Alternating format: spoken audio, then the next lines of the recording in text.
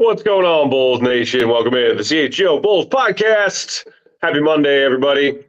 I am Pack. You can follow me on Twitter at Bulls_Pack. Joined by my guys, Big Dave Bow, BAWL Sports, Will the Go Gottlieb, Will_Gottlieb, our panel producer, Joey Spathis, behind the scenes on the controls. He's at Joey Spathis. We are CHGO_Bulls. Called Audible, doing a remote show to kick off the week today because somewhere at Soldier Field yesterday, Dave, I apparently picked up a pretty nasty cold. So I figured I would save you guys from that cold and stay away from the studio today. But how are you guys? How's your Monday? Monday's good. I got my. All you did. Go. No, goes first, sir. What do you mean? You earned this name. I'm feeling good, man. I had a doctor's appointment this morning. I got my vehicle emissions test done. Feeling productive today. That's adulting. Feeling productive. Let's talk basketball, baby. Look at that adulting getting, checking things off his to-do list like a boss. Yeah. I was just sitting around just looking at my skin and how amazing it looks. And I'm just You're glowing, Dave. You're absolutely glowing. Really special. I really like it right now. Yeah, I'm doing my thing. Shout out to skincare. Wait, shout out to cold medicine. specific... I hope it heals you up soon, Matthew. Thank you, man. Yeah, I've got popsicles, cough drops, and a lot of TheraFlu in my future tonight. When you say shout out to skincare, Dave, are you talking about a specific brand or product, or just the act and process of taking care of one's skin is the thing you're shouting out? Yes, to all of what you said.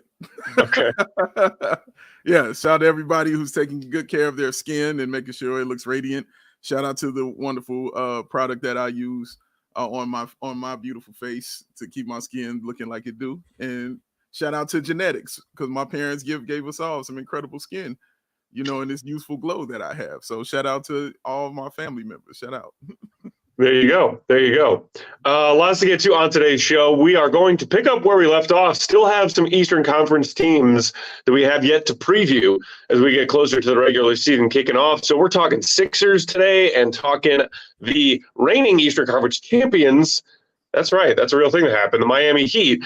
Before we get to those Eastern Conference team previews, however, I know you wanted to touch a little bit more on what we saw from Patrick Williams in their preseason game against Denver last night, getting a larger role with the Bulls' big three, getting rest nights off. Also, a reminder to anybody out there who hasn't done so yet, go read what Will wrote about Patrick Williams after last night's game, ALLCITY.com. Will, what is it about Pat's performance last night that you think could be translated to the version of Pat we see this regular season, if he is in fact starting alongside those big three? Yeah. So one, and I'll probably mention this a couple times because I don't want to sound like a wet blanket, but I thought Patrick was awesome last night, scoring the basketball. That's what we all want to see, right? We want to see him with the ball in his hands. Can he create his own shot? Can he get into his own offense? And last night he did that. I believe he was 8 of 14 from the field, 57% shooting. Just an incredibly efficient night. And I think that's what we want to see from Patrick. I think we know that there's pieces of that in his game, and we know that he's not going to have. He had 28 usage last night. He's not going to get that playing next to DeMar and Zach. So in the opportunities that he has it, I want to see him put up big numbers. We saw him score a bit last year when Zach and DeMar rested in that Pistons game. I think it was the second to last game of the season. Obviously 2 years ago in Minnesota, he had 35, and that game is still one of the best games of his career. And so that's great. And we want to see more of that. And I think he's shown enough flashes when he has the opportunities to be able to do that. Now, though, that he has had those chances, what I really wanted to see from him was the ability to create a little bit more of an efficient offensive repertoire. And when I say that, I mean, he was 8 of 14 last night. he took 4 shots at the rim, 5 from the mid-range, 5 from three-point line. 5 of your 14 shots from 3, that's great.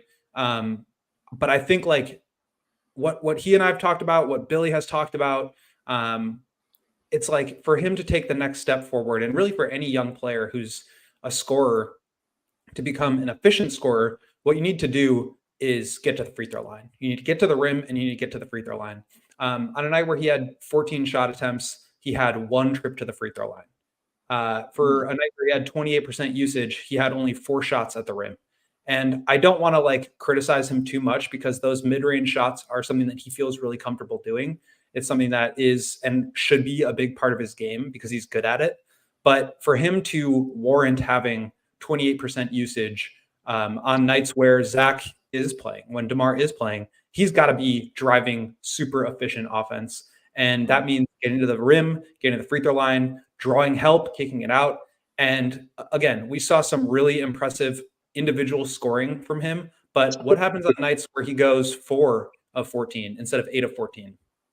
Are you still scoring 20 points? No, you're probably scoring, 10 points on 14 shots, which is really inefficient. So in order to kind of level that out, what I want to see is him getting all the way downhill, putting his shoulder into guys, dunking on people, getting to the free throw line, and spraying it out. I thought he had a couple of nice pick and roll reps where he was able to make some nice passes that didn't end up in assists. So I don't want to kill him there, but like he only ended up with 1 assist. So 1 assist, 1 trip to the free throw line on a night where he really dominated usage.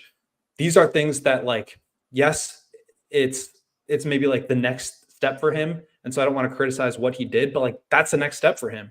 And for the people who are like, yeah, but DeMar is like holding you back. Well, yeah, maybe he has nights where he shoots like this. Patrick does. But if the ball really is going to get turned over to Patrick, what he needs to be able to do is all that other stuff that DeMar does, which is facilitate, which is get to the free throw line, which is create offense for the people around him. So I really like what I saw from Patrick. It was really encouraging to see him. That post move that he had, that fade away was really nice. He had a couple of like mid-range jumpers getting into the elbow area. And then he did have a couple of really nice drives, which is like part of the reason why you just want more of that. Mark K also had a good thread on Twitter today, which I really agreed with, which was talking about, if this is the Patrick that you want to see, he can't play with DeMar and Zach, but he's also shown that he can play with DeMar and Zach, but doesn't do it on a consistent basis. There was a game against the Clippers 2 years ago, and he had 10 points and 12 rebounds. He had a monster dunk on Isaiah Hartenstein, slipping out of a pick and roll with DeMar. Like he had a couple of back cuts. These are the things that he needs to do on a day-to-day, game-to-game basis for him to earn the trust of the players around him. And I think that's the stuff that's going to take him up a level. What he showed us last night is stuff that I kind of knew he had in his game, but the way that he talked to me preseason, the way that he even talked to me last year about wanting to level up his scoring, that's all getting to the rim, getting to the free throw line. And we didn't see enough of that from him. So again, I'm not going to be too critical. He has one opportunity in the preseason to be able to like put that scoring on display. He did it. But if we're talking about next steps, that's where I'm looking. Yeah, that's well said, Will. It's hard for me to get on him super tough because I think he honestly has had a really good preseason. Outside of that second game, I thought he's been really aggressive in both of those 2 games, especially that first one where it really stood out. And, that was with the starting lineup. So when I saw him being aggressive like that, that kind of removed some of my worry, not all of it, but some of my worry that he can be this way with the starting lineup. Now it was about finding his shots and looking like that Pat we saw yesterday, like you said, that fadeaway or even getting the ball, just going coast to coast. We saw him doing a couple of those things in that first game. I just really liked it in the second game because it felt more sure of himself in this one we just saw when he was going to the rim. So I like it. I saw him try to go dunk on somebody, not this game, but the last one. I always like that. Of course, I want to see it go in before we put him on Matt Peck's Lowry Marketing Miss Dunks thing. So I don't want to see that anymore, but I like the fact that he's doing that. But that's how he's going to get to the free throw line, is doing those kind of things. And just to compare him to, because his comparison, or as you all call it, the lazy comparison, is Kawhi Leonard for him. So even Kawhi, I think it took him, 3 or 4 years for him to start really getting to the line. and doing those kind of things. Because then I think when he started averaging about 4.5, 4.6 free throws, that was his all-star year. Like when he started actually doing those things, then it kind of changed for him. Then after that, it was like 7 free throws a game, after him for that. So there's no really good player in the NBA that doesn't get to the foul line. It's free points. It's easy points. And scoring is the hardest thing to do in the NBA. So when you have an opportunity to get easy free points, you should do it and do it often. All right. So that's what he has to tap into. You're absolutely right on that, Will. The couple of free throws a game for a guy with, even like you said, with that kind of usage, even though it's not going to be like that with this starting lineup, but just the fact that he's your power forward and is going to be inside, and a guy who has 14 shots and 1 free, that's crazy. Like that can't be the case. Like it has to be more of that for a dude of that size and the game and the style of game that he plays. Now, when he starts doing that, of course, officials have to start recognizing that he's starting to do that stuff because he hasn't put that on display. So, he has to just do it. Again, the word is continuously, doing it over and over again. That's the same thing I keep saying about Patrick Williams going into the season. Yeah, I see it. I saw it. Do it again. Do it again. Do it again. Do it again. So I think that stuff is going to come with that. He has to tap into that, though, Will. You're 100% right. If he wants to increase his scoring, and, make himself even more of a threat on the floor for the team. Joe, can you put that comment from Jeremy Scott back up for a second on this Pat subject? Jeremy said, when will we come to the realization that P. Will needs the ball in his hands to get what we all want to see out of him? I unfortunately don't see it happening as long as DeMar is on this team. Shrug, just saying. Somewhere our friend Mark K is triggered. Mark actually does not buy into that. Go ahead, Will. I was going to say, go check Mark's Twitter right now because he has some really good videos and tweets up that basically argue against that exact point. That there have been moments in last night's game, in previous games while playing alongside DeMar and Zach, where, for example, there's a play last night where Patrick stepped into a 3, he missed it, he kind of went back and was going to get back on defense, but Ayo grabbed the offensive rebound, and immediately Patrick darted down the lane and got a nice pass from Ayo for a layup. Like those kind of cuts is something that he can do no matter who's on the floor with him. Correct. He can always be trying to attack, guys that are sleeping on him. I thought he did a really good job of just aggressively shooting the ball on a night where he was dominating possessions. He still had a bunch of really nice catch and shoot jumpers with no hesitation. That's the kind of stuff we're talking about here. I think he can do all that. I also think that there is some truth to what you're talking about in terms of him feeling more comfortable playing with the ball in his hands than waiting in the corner, but he doesn't have to just wait in the corner. Like that's a part of it, but it's not all of it. And I think there's a lot of stuff that he can do in transition. I mean, he had 1 or 2 rebounds last night. He can get that ball and just take it himself if he wants possessions. He can back cut. He can attack closeouts. These are all things that are always available to him, no matter who he's on the court with. And for whatever reason, there are games where he doesn't take advantage of any of that stuff when he's playing alongside DeMar and Zach. And that is what is going to be available to him. So, again, I don't want to frame this as a criticism of Patrick so much as I want to frame it as these are the next steps for Patrick. We know he can do stuff. He's had moments where he's been a really good 3-and-D guy. He's had moments where he has stepped up and shouldered more of a scoring load. Now can he become an efficient scorer? Because I think what you said, Dave, was right, that you don't see very many high-level scorers who don't get to the free throw line. I would even take it a step further and say it's incredibly difficult, if not impossible, to be a high-level scorer without getting to the free throw line because you can't just rely on hot shooting every night. So that's the next step. I don't want to frame it as if what we saw last night wasn't good, because it was. It's just that these are the things that I've heard him talk about wanting to work on. We didn't see those. So let's continue to press that. Let's continue to work on that so that he gets there in the future. Will, is there anything before we move on that you can is there any universe where you can see Pat do something or see Pat not do something in these final 2 preseason games, assuming he's out there, and maybe simultaneously, if it's Torrey Craig or anyone else, show Billy Donovan something that could lead Billy to not have Patrick in that starting lineup for their first regular season game, October 25th. Do you think that potential reality still exists? Maybe.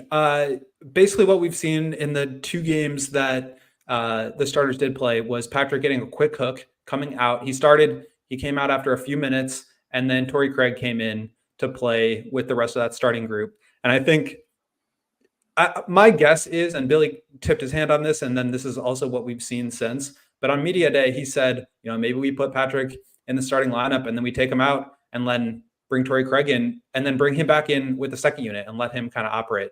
In the first preseason game, we saw that group where it was primarily a bench group and Patrick.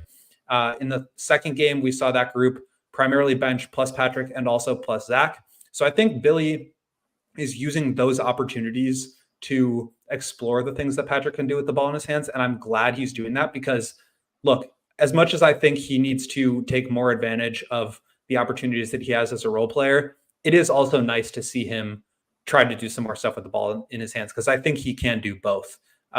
So that's probably my guess. I think from an optics perspective, it's just probably better for him to start, but I don't necessarily see him closing, and I don't necessarily see him playing exclusively with the starters. And again, I've said this before, Billy said it a million times, like, I don't think Billy or anybody in the Bulls really, like, the players want to be starters, right? Like, they want to have their name called in the starting lineup, but Billy doesn't look at it that way. He's looking at what combinations of players work the best. And for this team, the goal is to make the playoffs. So really what that means is what two players operate next to DeMar, Zach, and Vooch the best to enhance what they do well. And maybe that's Patrick some nights, maybe it's Torrey Craig other nights, maybe it's Patrick at the start of games, Torrey Craig in for closing games. Who knows what that combination is, but I think that's really more the way that Billy's looking at it rather than just like Patrick's gone out there and outplayed Torrey, so he's going to be the starter.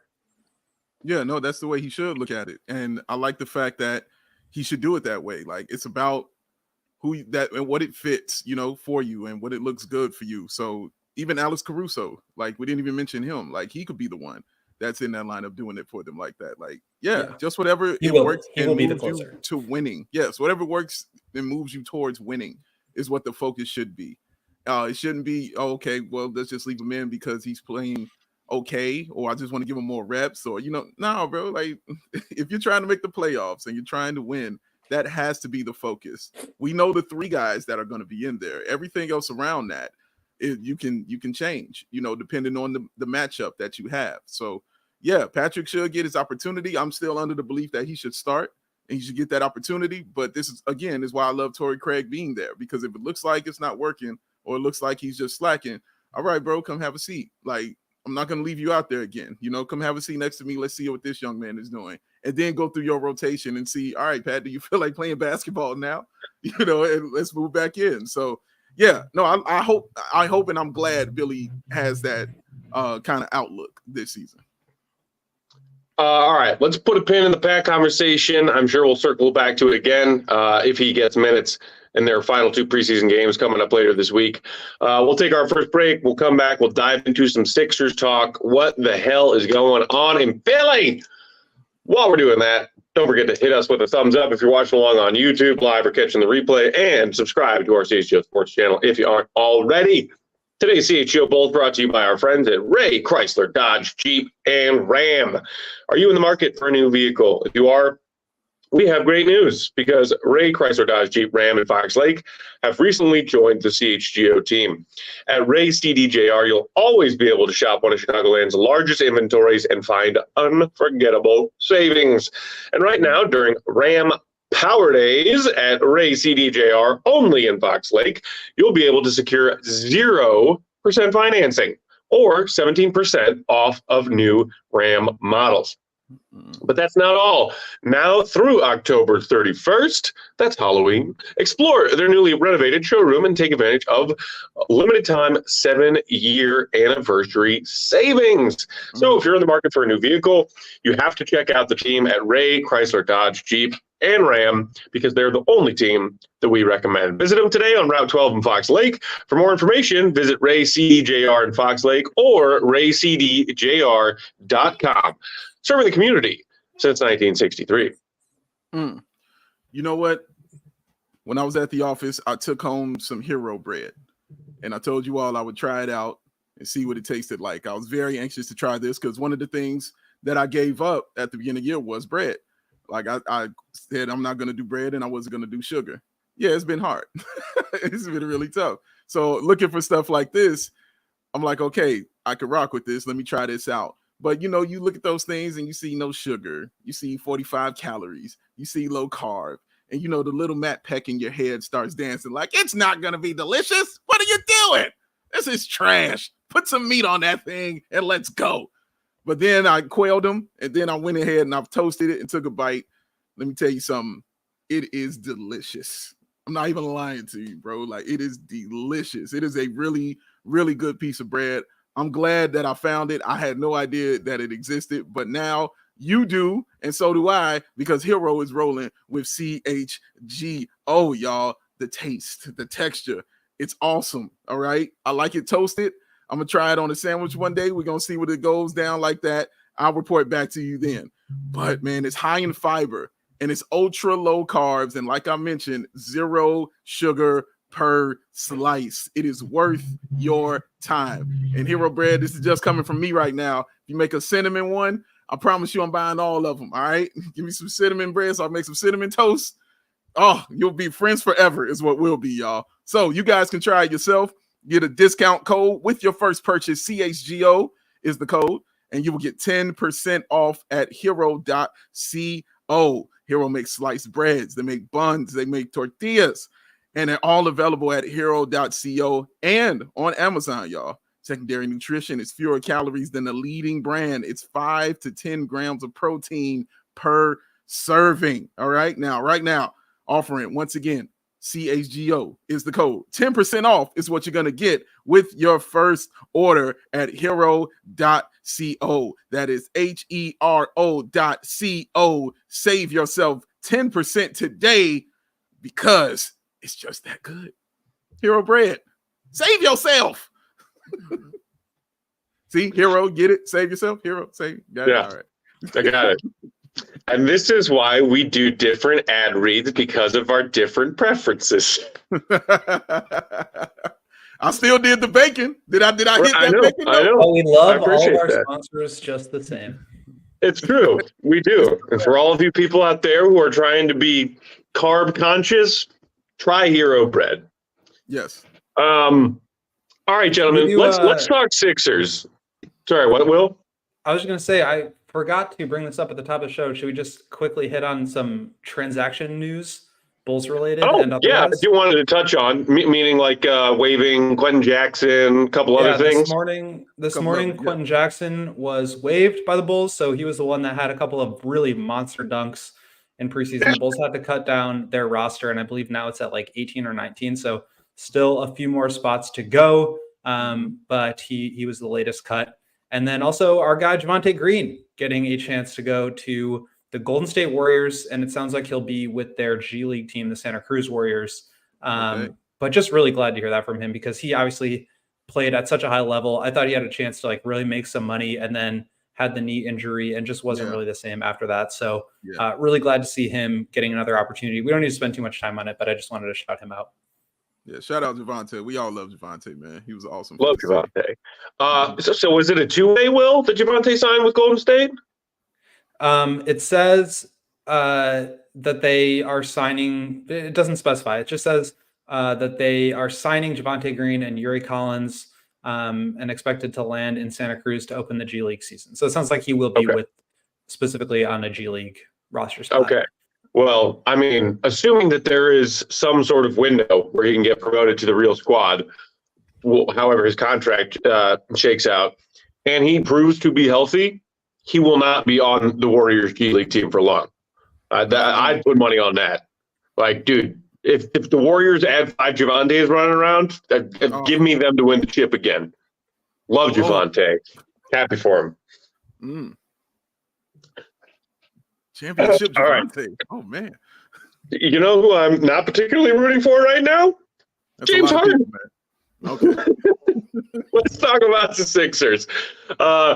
Philly finished last season 54-28 in the regular season, lost to the Boston Celtics in the Eastern Conference semis after, if I recall, being up 3-2 in that series. Joel Embiid, first time NBA regular season MVP winner. Another big story for Embiid and the Sixers last season. And then before we get to the, roster additions, roster subtractions, Philly had a pretty quiet offseason in that regard. The loudness of their offseason came from, what do you know, a disgruntled James Harden who decided that he wants out again. We have gotten a couple of updates about this since training camp, happened. James Harden did report to training camp after saying, "I'll never play for Daryl Morey organization again. He's a liar. He's a this. He's a that." And here he is at the Sixers practice facility, and he's showing up and still wants out. But what do you make of all of this Harden madness, Golly? I mean, is it really like that unexpected? Like this, how many times have we seen this movie? I will say though that like there's a rule in the CBA that will allow the 76ers to block James Harden from becoming a free agent if he doesn't show up. So a lot of people think, he's just going to pull a Ben Simmons and not play and hold out. It doesn't really work that way, especially for a guy that's in the final year of his contract. There was a lot that went on with Simmons. He obviously had a bunch of injuries, but he did end up having to pay a lot of his salary back to the Sixers in arbitration. And I think that would be the case if Harden held out too. He may or may not actually end up playing, and maybe there's some like injury stuff that they mess around with. But I think the idea here is that the 76ers can basically block him, not just from becoming a free agent that can join any other team in the NBA, but any other team in the world. Mm-hmm. So they basically can end his career if they so choose.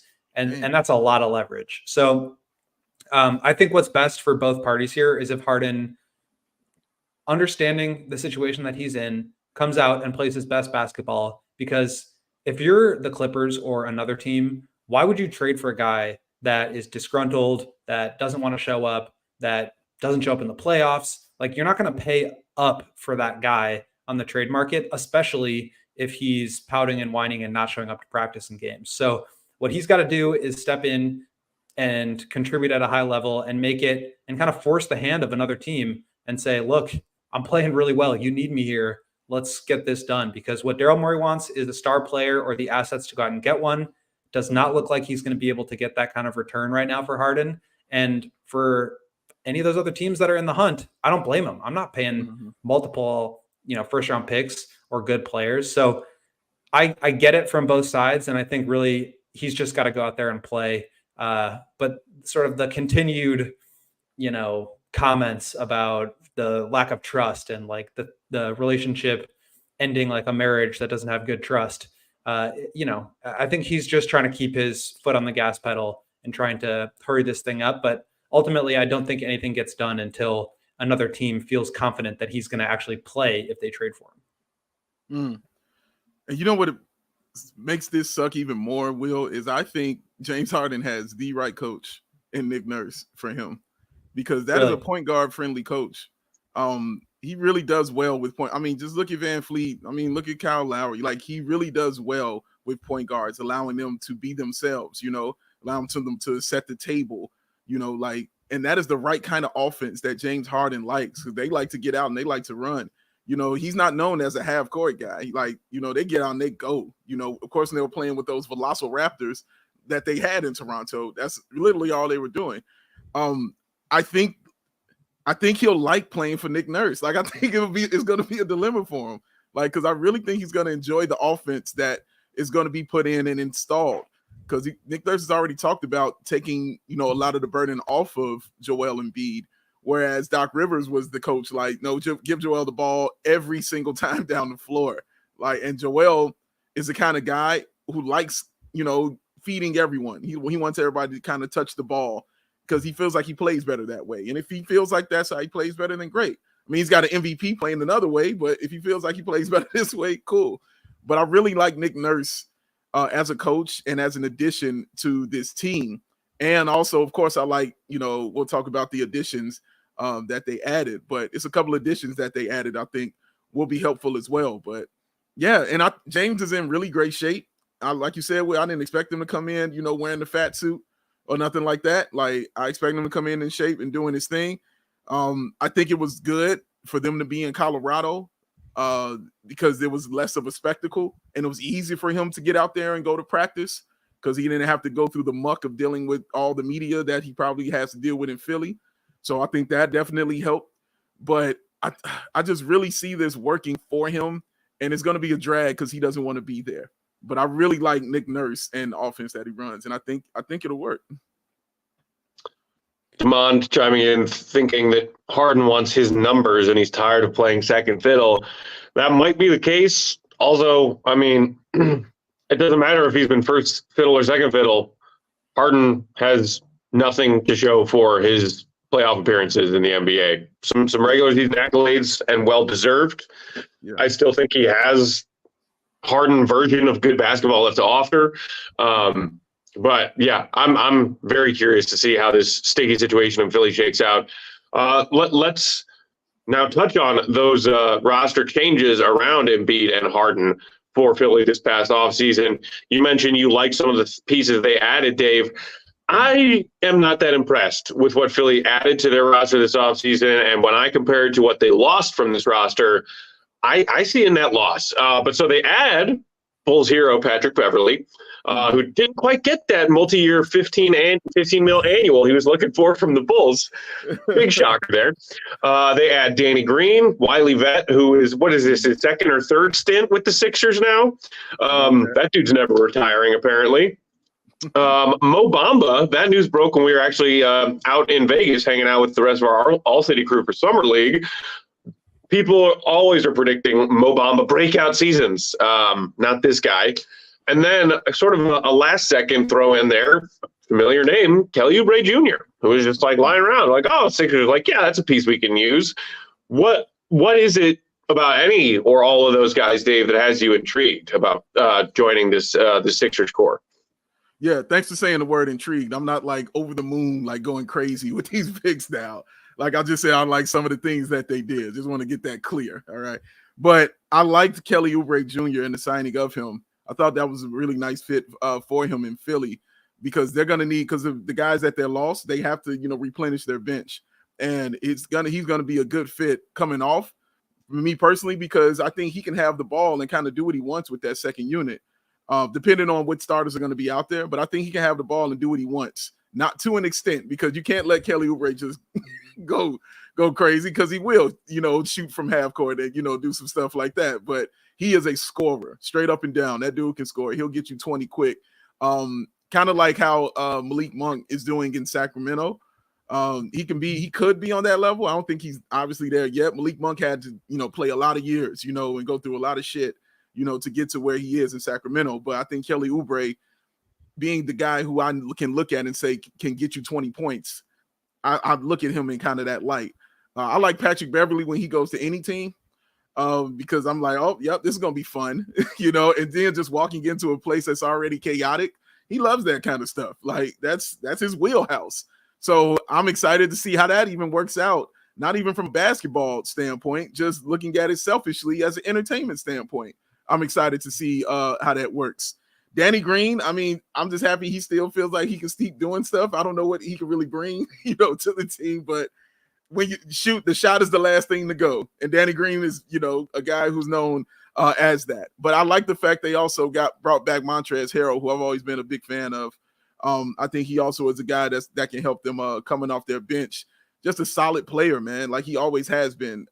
Just that kind of solid player that could get you 10 points, a few rebounds, and, just be staunch, like a good holdover while, some guys are getting some rest. Like he can really be that guy, especially with the right kind of point guard around him, because he had his best seasons when he had that kind of point guard running that pick and roll and just rolling to the bucket, getting those layups, man, because he's kind of tough like that. So, yeah, I've always been a fan of his. Like I said, I like Patrick Beverley anywhere. Mo Bamba, I was a fan of his coming out of college. I just want to see him go somewhere and have success, and whatever that looks like. If that just means he's a defensive shot blocking machine, great. But I just would like to see him have, a year of looking somewhat successful in the NBA. So I do wish him the best. But yeah, like they intrigue me. Like Philly Philly just as a team just really intrigues me, Will, when I sit and look at them, because because of the coach and because of Embiid and because of the situation with Harden, it's like, man, they could really fall, but they could actually really surprise you because of the things I just said about Nick Nurse. Yeah, unfortunately, I believe Montrez is out for the season with an ACL injury, which is too bad. Yeah, because I really, they've kind of been like one of those teams that's always looked for the right kind of backup big behind Embiid. They had Drummond for a little while. I think they brought in Bamba, as Matt said, but Embiid can't play 48 minutes, 82 games. So you need to have somebody that can step in. And like when your whole team is oriented around that one kind of star, what happens when he's not on the court, and can you still keep it afloat? Can you still play that same style? So I think that's kind of why they went after a guy like that. But they have their pillars, right? They've got Embiid, they've got Maxey. Who knows what's going to happen with Harden? Will you get anything back in return? Will it be picks? Will it be a player? But I like what they have outside of that, just in terms of like really high level role players. They've got DeAnthony Melton, who I really like, Tobias Harris, who I think is still very solid. They've got the right sort of 3-and-D guys that can come in and be contributors around whoever they get. Oubre, I'm not the biggest fan of, but he definitely puts up numbers. He kind of like leaves a lot to be desired. You want him to be like a great 3-and-D athletic wing. He's always been like a 33% 3-point shooter. He kind of ran wild with the Suns a few years ago, and certainly with the Hornets last year, where he could just like get shots up whenever he wanted. But when he was with the Warriors a couple of years ago, I think they really struggled with him, trying to get him to, acclimate to their system. Yeah, so we'll see how that goes. Yeah, he really is not. So we'll see how that goes. But again, to your point, Dave, they have talent. They have the highest end talent you can have. They have the MVP of the league. They've got Tyrese Maxey, who I think is a budding star. And whatever they get back for Harden, whether it's picks or a player, they're always going to be in the hunt. They've also got max cap space for up to 2 free agents next year. So they're not going anywhere. I think this year is going to be interesting for them, where they're good enough to compete with anybody, but they probably don't have that same title ceiling as a Boston or a Milwaukee or a Denver. But they're going to be right there just based on talent alone. So it's like, can the things mesh well together? And I think you talk about Nick Nurse, who's obviously won a championship before, one of the more creative X's and O's coaches in the league. He also has a little Tom Thibodeau in him, where he plays his guys just more minutes than you might think is humanly possible. So we'll see how that goes, and hopefully they avoid injury. But they're going to be a really good team. I think Maxey's going to take a step forward this year, a big one. And I don't think they're going to fall quite as much as people are expecting them to. Harden was really good in the regular season last year, and they are going to miss him. But I think they're going to be able to find ways to compete. And as we've talked about, the East is wide open, right? So, even though they might be a little bit worse, they could still be at the top of that, second tier. Mm-hmm. Well, soon. Between Jalen McDaniels and Jordan Yang, which one of those players departing do you think is going to hurt them more? I think the Kelly Oubre signing kind of replaces a lot of what McDaniels does. Like, that team last year was just so unathletic and slow. And to get Jalen McDaniels in there, who can run the floor, who can get up and down, who can defend, they just need a couple of guys like that. So I like Oubre for them there. They still have shooting. Niang, though, I think he had kind of a big role in terms of allowing them to play a little bit bigger, but still have that shooting. Like PJ Tucker, he's got to be out there when you have those lineups with Melton and Maxey and Harden, because there's just nobody else to guard. So you either have Harris or you have Tucker out there. But Tucker really regressed. He's almost 40 years old, so he can't be out there forever.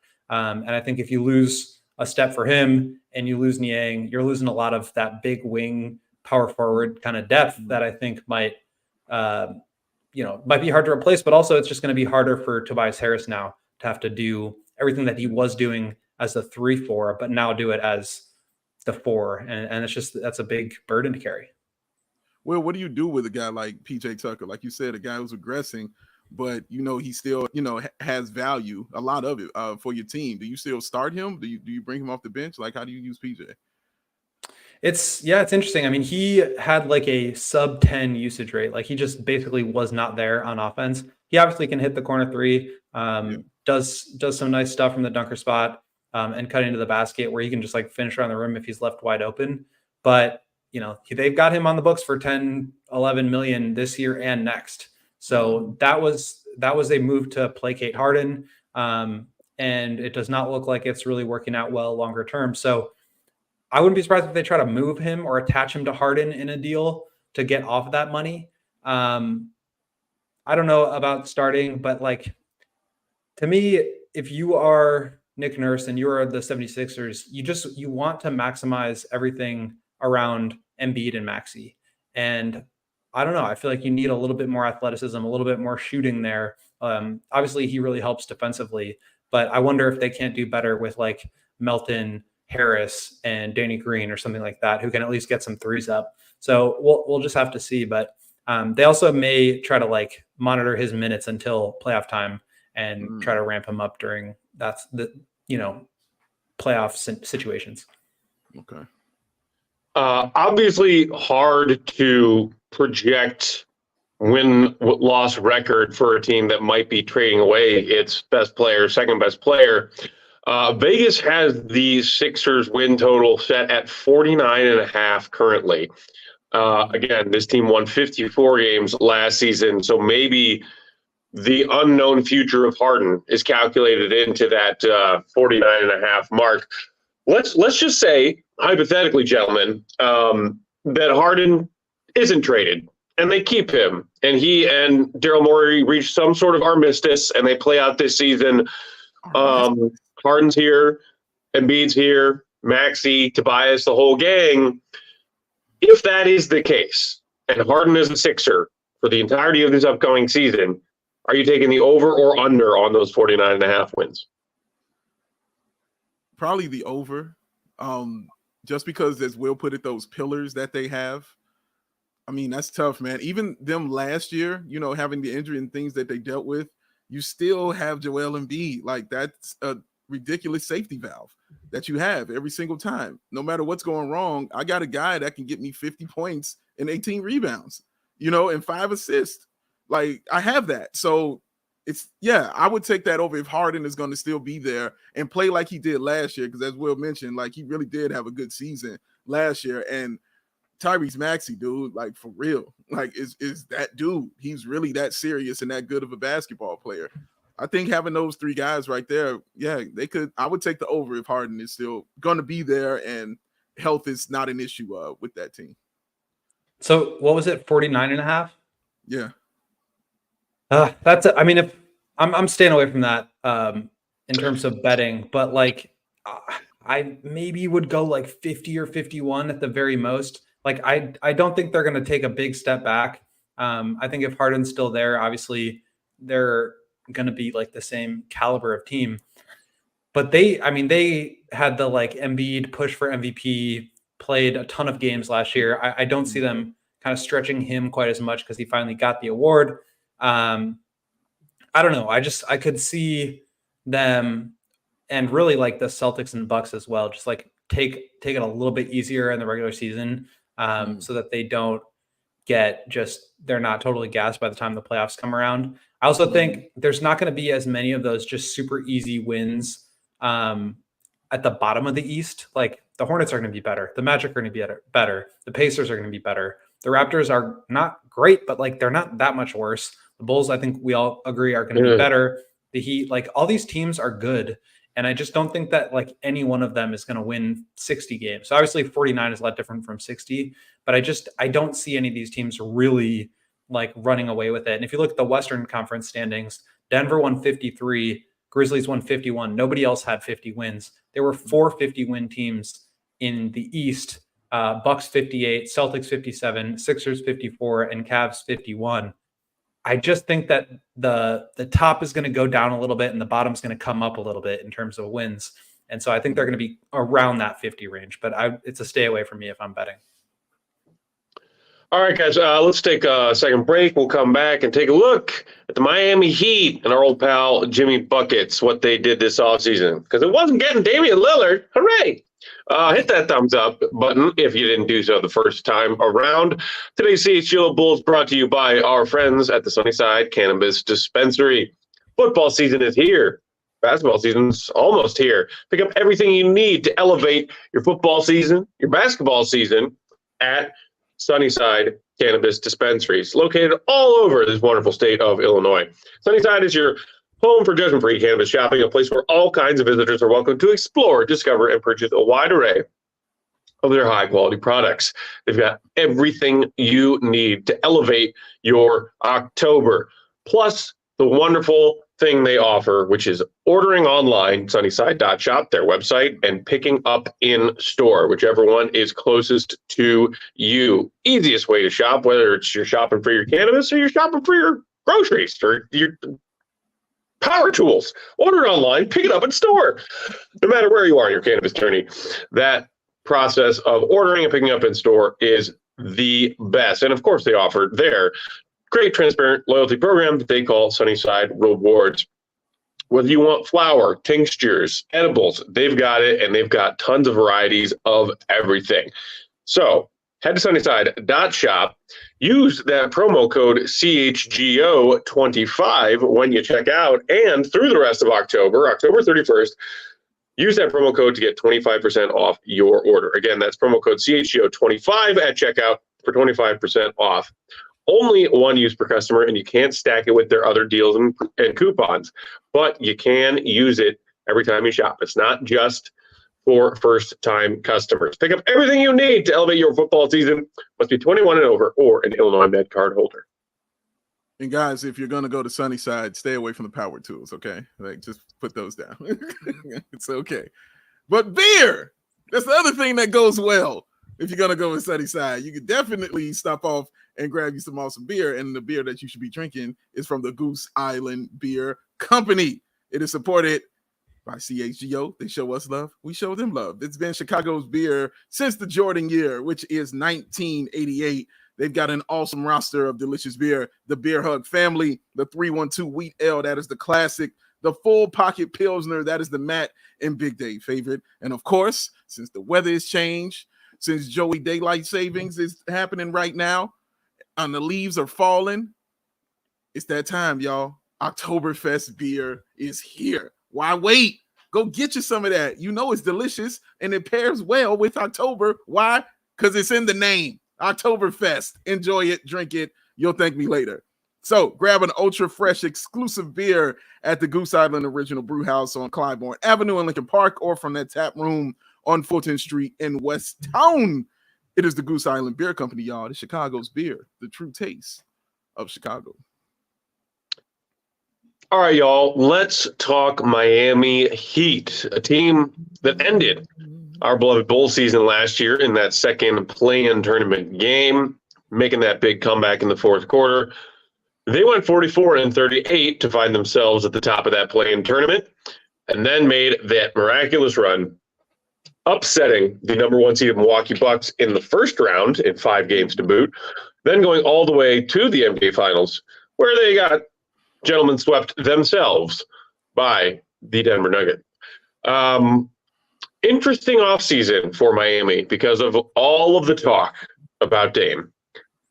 Dame ends up in Milwaukee. Miami, meanwhile, had a pretty quiet offseason, guys. We'll see what Pat Riley's next brilliant, evil genius plot is. But this summer, it didn't come to fruition.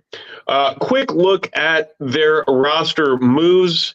They've added Thomas Bryant and Josh Richardson in free agency. Thomas Bryant already making, great meme potential. His preseason action in Miami, getting dunked on by Wemby from like the 3-point line, basically.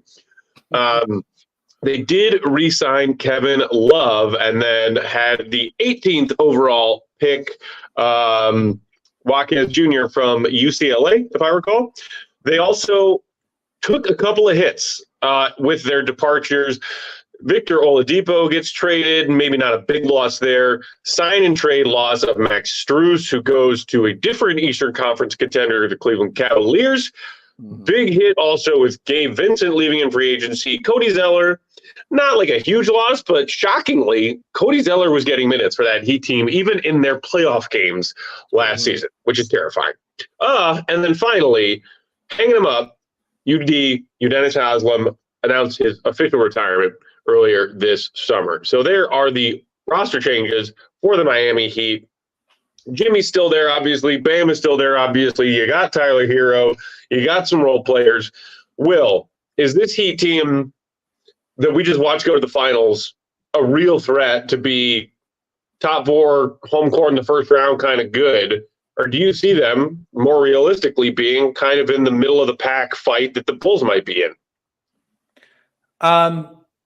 I think they're towards the top of the middle of the pack. I mean, I don't think they're going to be. I feel like the top 2 seeds are pretty secure with Boston and Milwaukee in some order. Beyond that, I think you have the 76ers, the Cavs again, and then the Heat. Like, I don't see that big of a drop off in the regular season. I think they totally underperformed last year in the regular season. And I think, they're probably not going to go all out in the way that some teams might have to or want to.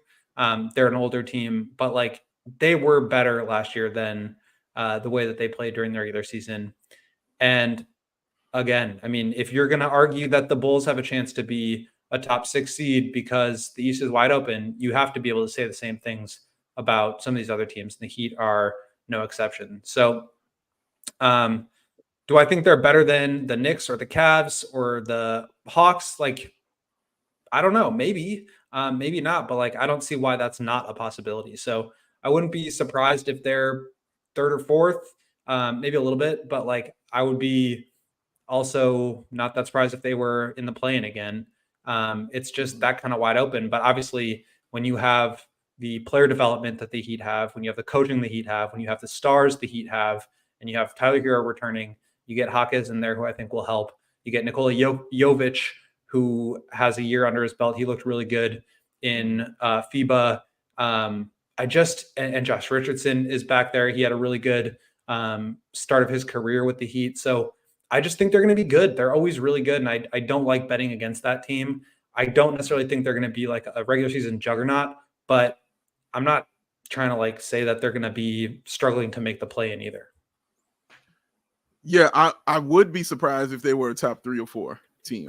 I'd be surprised. The Heat, they're so strange because a lot of their MO for me is they don't really care about the regular season, but they could still easily end up being a top 3 team. Like you said, we're a top 4 team, even though they don't care. They just kind of, I think like this year, they just want to get there. I think they proved to themselves last year that they can finish anywhere. This stuff Jimmy Butler has always said. They can finish anywhere. It just doesn't matter. As long as they get in, they're a contender to go to the NBA Finals. They really don't care if they're on the road. They don't care about being at home. They just want to get there. And they continue to prove that year after year after year. They really do. They continue to show you that. It doesn't matter where they start, where they finish. As long as they get in, they're a threat. And so that's how they're kind of looking at it. And I think that's how they're looking at it this year. I'm always I don't underestimate them. I'm like Will. I don't bet against them, especially in the regular season like that, because it's always somebody that I've never seen play basketball that, used to be a writer or something. And then next year he's a 3-point specialist for the Miami Heat. They do it all the time. He used to mop floors. They have so many Kurt Warner guys on their team, guys who are just bagging groceries. And then the next year, they're just elite basketball players. That what they do down there and in that culture that they do it's amazing, what they do. So I don't bet against it. I shouldn't say loved, but I've been a fan of Jovic since he got drafted.